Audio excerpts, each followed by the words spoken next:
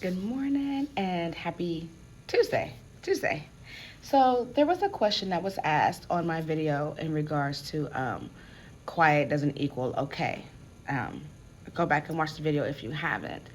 And basically the question was asked, how do we recognize when quiet kids are struggling?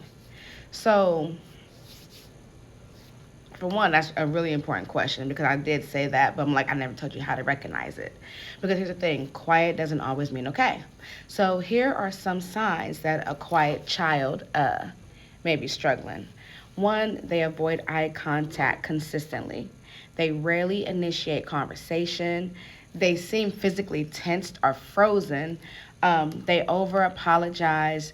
They say, I don't know to everything. I had a kid like that here. And they shut down when corrected. I have kids like that too. And then the biggest one is like sudden changes. So if a child is used to engage and now withdraws, that's a sign something's going on internally. Now, quiet struggling often looks like not asking for help, not advocating, not expressing frustrations outwardly. I was like that. I used to didn't really per se advocate for myself, believe it or not. Now I do. But instead of behavior exploding, it implodes. So it's all internal. Now, for parents and teachers, here are questions that can help. So one is like, what's the hardest part of your day? Is there anything at school that feels confusing or overwhelming? When you get quiet, what's happening inside? You know, my son gets quiet, but some of it I think it's just he just be calming down, but I have to ask those questions.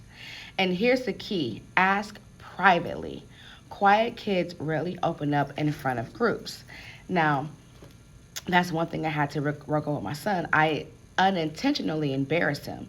And he started crying and he was upset and he shut down. I'm like, well, what just happened? I didn't mean to embarrass him, but he told me and I'm like, okay. So yes, quiet kids definitely, they prefer um, in private. There we go. They prefer private. So here's some questions I wish someone would have asked me. Are you overwhelmed? Yes. Because sometimes quiet isn't calm, it's overloaded. It's overload. So here's a behavior bestie reminder. Compliance is not the same as regulation, and silence is not the same as peace. I have two more parts I could make for y'all in regards to this question, but as always, find me on all social media and like, comment, share, follow, all the things. Have a great day.